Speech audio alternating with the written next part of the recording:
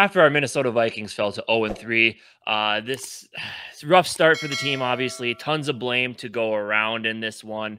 A lot of things rear their ugly heads in this game as well that we've already seen so far this season. So what we're going to do here is we got 3 winners, 3 losers. Could have been a lot more losers, but we had to stop ourselves at 3 in the game against the Los Angeles Chargers. First off, the thing, again, that reared its ugly head early on in this game was ball security. TJ Hawkinson's on here because he obviously had the ball stripped right from him. And that's the thing. We win the coin toss. We defer the ball to the second half. We stop them on defense on the first drive. We establish the running game, which we'll talk about later. We get all the way down close to the red zone. And then the turnovers. It's frustrating. It's absolutely frustrating. This team was on its way to making a statement to start this game, and this happens. It's just TJ Hawkinson has the ball, literally gets it ripped right out of his hands. I don't know. Like, what's the fix here, man? It's just getting ridiculous at this point. It is kind of funny because it is one of those things where like before this game, I was like, it's kind of fluky. Like turnovers are fluky, and the interesting thing, of course, first drive after having 7 turnovers in the first week. Actually, what did we still ended up with? No, it was 2 turnovers at the end of this game. Could have been more, but we still had 7 turnovers going in this game. First drive, like you said, of course, just like all our other turnovers, it was when we were in their side of the field. We're at like the 30 or right. It was around 30, 40, something like that. And we're just marching down the field, and like you said, strip, not even just a strip. It's like, I mean, how often do you see a player just grab the ball from someone's arms? It's not something you see all the time. And we've seen it in consecutive weeks, almost the third time with Madison. But yeah, like you said, obviously ball security, and it's not just fumble. And I did mention Madison. He lost one too. He also had another one where luckily he got what's that called? Forward progress. Yeah, we got the ball ripped out. Like, go down, just go down. That's all you gotta do, go down. And then another time he he was definitely down, but still, why is that ball popping out that often for him? That was 3 times that ball hit the turf on him. So, and then I was even pointing, like, one of my friends was pointing out in the fourth quarter, he was getting hit and still one arm. Man, you fumbled the ball how many times? Like 2 times this game you put it on the turf. 2 hands. Yeah. TJ Hawkinson learned. He had one later on in the game where he caught the ball over the middle. 2 hands when he was getting hit. Like, learn these things, man. Learn these things. Right. And then obviously ball security. I mean, I wish it could end just on holding onto the ball and not fumbling it. But unfortunately, we had an issue with holding onto the ball as just catching it, and just catching it with guys like a Caleb Evans who bounce right off of his hands into Palmer's hands for a touchdown. So that's ball. I mean, I'll take that as ball security. At least bring that ball down with you. Like, why do you, like, if you're going to try to go and catch the ball, at least, I don't know, catch it in a way where the ball goes to the ground and not in the air. And that's same with TJ Hawkinson in the very last play, hits him in the hands, and of course pops up in the air instead of goes right to the ground. So as a corner, knock the ball down. If you can intercept it, knock it down. Like, just two plays that ended up going into the arms of the other team, and it wasn't good. But things weren't all negative. There are some things positive to look at in this game. And number one, it's funny we put Madison on here, but it is the run game. After being held in check mightily over the first couple of weeks, Kevin O'Connell, one thing you do got to give him credit for is he did really try to establish the run in this game, and it was working early and often. But overall, 24 carries, 130 yards, 93 by Madison. Ty Chandler, 3 carries for 27 yards. It was nice to see him get a little bit of run. I think we finally saw what we can get from him. But this is what's going to make this offense click, is if we can run the ball effectively, it's going to open up things in the passing game. But I would say this is a game, but at the end of the day, like, that is true. We need to establish the run. I think that's important, especially with our interior offensive line not protecting Kirk the way that they should be, whatever. But still, I mean, at the end of the day, you have 20 between Madison and Chandler. You have 23 rushes attempts, 20 by Addison. I don't think we have a team where we need 20 rushing attempts. I just don't. Like, that's a little bit much for me. Obviously, in that first drive, we saw 6 runs in a row, 5 runs in a row, whatever it was. And I mean, it was working at the time, but still, like, your goal needs to get the ball into Justin Jefferson's hands as much as possible. And we'll get into him later, spoiler alert. But everybody knows. But yeah, your goal needs to get the ball in his hands as much as possible. Jordan Addison is stepping up. You need to get the ball into his hands. It's like we are at the end of the day, we are a passing team. That is what we are. And I don't think you need to have 20 runs. I think we were getting a little bit too cute with that, especially in the first half, to the point where we should be throwing the balls down their throat. Especially after coming into this game, the Chargers had the most yards allowed by any secondary. So I would say it was nice to see it work. And we do have Madison on here, who did have the problem with fumbling, but he did have a good game outside of that. Ty Chandler, you did wish we saw a little bit more of him. He did show the speed that we don't really get to see from Madison.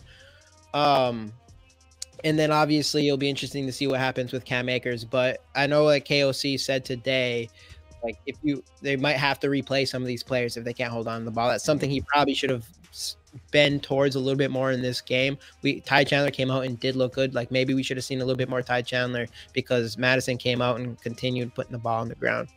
I'm going to disagree with you. I think we do need to run the ball more. I mean, that's what's going to open up your passing game, is the ability to run the ball. But the thing is, here's the thing, you can throw the ball and get it to Justin Jefferson as much as you want and run the ball 20 sometimes a game if you sustain drives, which again comes down to the boring ass play calling we get until, as you said, it's time to not be boring anymore. And that's something that, of course, we will get into with one of our other downs coming up here. But I think you do need to be able to effectively run the football, because it's going to open it up a lot more if you can be more creative. Though I do not like you running on second down in a goal-to-go situation when you need to score. That was just I think, I mean, obviously, like, yeah, 100% agree that you need to run the ball to establish the pass. Well, Kirk threw it 50 times. Like, you don't need to pass 50 times in a game. I mean, all of those came in the end. All of those came in the end. How much did he pass in the first quarter? I mean, that's what I'm saying. We couldn't sustain a drive in the first quarter. We almost did it. We ran the ball 5-6 times, and then it worked. And then it was effective. It opened up a pass game. And then we also threw a pass to Oliver for right at pretty much a screen pass. People aren't calling it a screen. Pretty much is. I just think, I don't know. I think obviously we had to throw the ball because we had no choice at the end. But I think our offense is too talented to wait until that happens. And we're going to go into this more with the coaching. But I think in this game, I don't think we need 20 runs from Madison. I do think, I don't know, especially in the first half. I want to know how many runs of those runs were just in the first half. This is showing me complacency with a team when you have Justin Jefferson and you ran the ball 5 times to start this game. Well, we'll see. We'll see what they end up doing in the future here. The second down is, of course, the secondary. I mean, this defense is much more exciting and much more fun to watch than last year. You feel like the pieces aren't quite there for kind of what we got going on here, but how you let Keenan Allen have 18 receptions for 215 yards, also 1 pass for 49 yards and a touchdown. I mean, Mike Williams, 7 for 121. That's no slouch numbers either. But 18 receptions by Keenan Allen. He killed you early, and you let him keep getting open going into the second half and late in the game. Right. Inexcusable to allow a receiver of Keenan Allen's stature in this league to have 18 receptions in this game. Absolutely ridiculous. And no touchdowns even. Just absolutely ridiculous. Yeah, and I mean, specifically, we got to talk about Murphy here, and obviously the Keenan Allen thing, but even on Mike Williams, he missed a couple big plays, including the Keenan Allen pass to Mike Williams. That was Byron Murphy's coverage on Mike Williams. And I get it. It was a trick play, but still, I mean, Keenan Allen's behind the line of scrimmage. There's like 3 other Vikings there. They're going to be able to get him. Obviously, I don't know. I'm not a football player, but it looked obvious. Like that didn't look like a play where Keenan Allen was meant to be some sort of screen or run or whatever. I don't know. Byron Murphy left his assignment there, ended up in a touchdown from Keenan Allen to Mike Williams. And then, of course, like you've already mentioned, how many receptions and yards Keenan Allen got. So this was definitely a down game for this. We already brought Caleb Evans up. He didn't have a terrible game, I guess, outside of that. But obviously, if the ball's going to bounce off your hand and into the other team's hands for a touchdown, big L there. So, yeah, obviously by far worst performance of our secondary so far. Secondary up until this point, even with all the bad luck we've had, has been somewhat of a surprise, I guess. Yeah, and part of it too is the fact of this, again, players not having the right personnel for the scheme, to where we just can't get any pressure and we blitz. Like, we blitz how many times, and he got one sack, I think maybe 2 or 3 quarterback hits. Like, it ain't working. Your corner, you're leaving your corners one-on-one in that situation, and it just didn't work out. So personnel just not great on this defense right now, especially since Neil Hunter's really our only guy that can find a way to get home. But yeah, second up, Cam Bynum and Jordan Hicks, two guys that after last year, honestly, most of, like, there's a large portion of the fan base thought these guys are getting phased out this year. And so far, Cam Bynum, to his credit, playing fantastic this year. Just in this game, 6 total tackles, 5 of those solo, 1 tackle for loss, and a pass defense. And Jordan Hicks has just been flashing all season long on tape. He's been playing phenomenal. A lot of people were wondering why he was still. He had 6 total tackles, 5 solo as well. So and that strip sack. So Jordan Hicks had the strip sack, and then Cam Bynum, he did that tackle for losses, super nice. But he did allow, what was it? He allowed a catch and run, or someone got past him. I forgot exactly what it was. He did have one bad play in this game, but outside of that, Cam Bynum looked as good as he has so far this season. Arguably has been our most consistent defensive player so far. But again, tackles are kind of a misleading stat because obviously Caleb Evans, Byron Murphy, 11 tackles and 10 tackles respectively, 7 and 9 solo respectively. That's what's going to happen if you allow receivers to catch balls all over you. You have a lot of opportunities to tackle. So too many. It is what it is there. Number one down, though, I do got to say, and I hate to say this, and we'll get into it. I mean, this will probably be let the boy preach. You can check out our live stream we had this evening about this because I ranted a lot. But I love me some Kevin O'Connell. I think he's a really smart man. I think he's a phenomenal leader, a great leader of men. And it's the old adage that he's forgotten more football than I'll ever know. But there's just so many glaring holes in what he does sometimes. It's hard to overlook it, right? Like, you can tell this is a guy who's a young coach, probably was feeling himself a little bit after a 13-4 rookie coaching season. And now things are happening, and we're going to have to see how he responds. Because from play calling to game management to there's just so many little things you could point out, man. This guy, he has a ways to go as head coach, right? And I wholeheartedly hope he decides at some point to give up play calling duties so he can focus on just being the head coach of the football team, have your philosophy, but oversee everything. It was not a good game from Kevin O'Connell at all. And this season has been kind of a question mark on a lot of this stuff. I mean, that ending, whoever you're going to blame for that ending, it cannot happen. Absolutely cannot happen. I mean, we'll go over a little more in the live stream, or have gone over it depending on when you see this video. So go check that out. But not a great game by Coach O'Connell. He is to me now. KOC, you got to earn that back from me, man. You got to earn it back. And I've been a staunch Kevin O'Connell apologist, and I'm starting to lose a little bit of faith. And this is back on for Kevin O'Connell with being too conservative in the beginning, because that's the thing is like it does. I mean, he gets way more creative with his plays calls, and his plays calls look a lot better once we are down. Since last season is like it takes us, and this is where this is why people say everything you want about Kirk Cousins. Kirk Cousins still threw with for however many yards he has. I still think I don't think it's all on Kevin O'Connell's play calling, how conservative we are when we start games and when we're leading in points. It doesn't seem like it's just KOC's calls. I feel like Kirk Cousins can also be a conservative thing. I feel like it's a kind of a both of them thing. But that's what I'm saying in the beginning, in that first quarter, like that's play calling. You're running the ball. You're running the ball. You're running the ball. I think you're running the ball too much. We already went into that. But it's just so conservative. And then it's just like, as soon as we start losing these games, as soon as it happens, all of a sudden we're throwing deep to JJ like 3 times in a row. We got 4 passes in a row to 4 passes to Jordan Addison. You waited this long to get Jordan Addison in this game.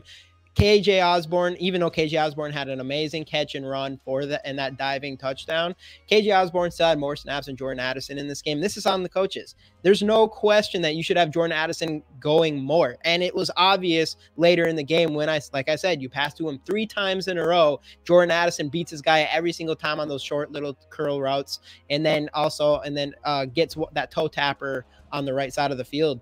And it's just obvious. So that's another mistake by KOC. Like, stop being so loyal to so many of your players. I get it. You're very loyal. And I do like that to some extent. Obviously, it's good for the players and things like that and their morale. But as far as like, it's all right to bring someone in that's not Madison if he's putting the ball on the ground. It's all right to say that Jordan Addison is wide receiver too. I mean, the fact that you set up plays specifically for Jordan Addison and he came through on all of them, that's huge. So, I mean, I hope going forward, we do see more Jordan Addison. But overall, to me, with Kevin O'Connell and I will say Kirk Cousins, is we need to not wait until we're down before we can start really playing football. And I mean, we look like one of the best, absolutely, arguably the best offense in the league when we are down in points and we're trying to come back and win these games. Yeah, that's the most frustrating thing by far in these first two seasons with KOC, is that we have to be losing before we start actually like really putting up a lot of yards. And it's annoying. And making sure JJ gets the ball as much as possible. Like, why don't you not just do that right out the gate and throughout the entire game? Like, even the last game against the Eagles, we were feeding JJ a lot, but then it was like, as soon as we were starting to win that game, all of a sudden we didn't see JJ. And then it was like, what the hell? Now we let the Eagles pass us and we come back to JJ again. I don't know. It's crazy. Yeah, but it's frustrating. But man, this game is it's one of those games where I'm shaking my head at the end. I'm just like, O'Connell, man, let's be better. Come on. Yeah. And obviously it is what it is. But let's be on a high note here. And again, it is the best. We have the best wide receiver in the league. Should be a double number ones for the fact that he ended up getting injured. And that was the best part of that whole game, is Justin Jefferson just having a cramp and it wasn't more serious. This dude is absolutely insane. 450 yards on the season. We are so lucky to have him. And I'm at the place with our team. I don't know what's going to happen, but you start 0-3. I do not want a season that ends up 9-8 or whatever. I want to make sure we do something in this next year's draft. But Justin Jefferson, I feel too bad for him if we were to tank, because this guy deserves everything. Yeah, 7 catches, 149. Obviously, the 52-yard touchdown that got us right back in the lead there. Then whatever happened after that happened. But, I mean, he's the best receiver in the game, and there's really not much more that needs to be said about that. But anyway, those are our ups and downs from the game that was 0-3, or Minnesota Vikings are. Make sure to hit the subscribe button if you want to see more. Like the video if you enjoyed. We'll see you guys next time right here on the GG Sports Podcast. Skol Vikes.